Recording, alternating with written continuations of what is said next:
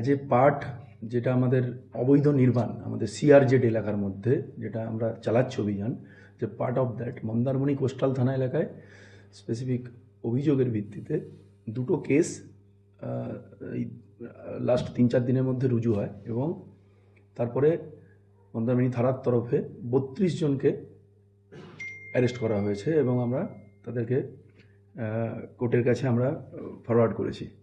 এবং একাধিক রিসর্ট যেগুলো বেআইনি এর সঙ্গে জড়িত ছিল, ন্যাচারালি তাদের এগেনস্টেই এই ব্যবস্থাটা নেওয়া হচ্ছে।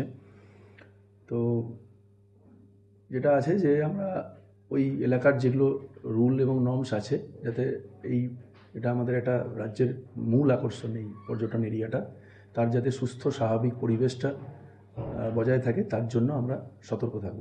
এবং এক্ষেত্রে বারবার আমরা অনুরোধ করেছি, এরপরও যদি কেউ সেটাকে মান্যতা না দিয়ে উল্লঙ্ঘন করার চেষ্টা করে, হুএভার ইট ইজ, তার এগেনস্টে আইনানুগ ব্যবস্থা নেওয়া হবে।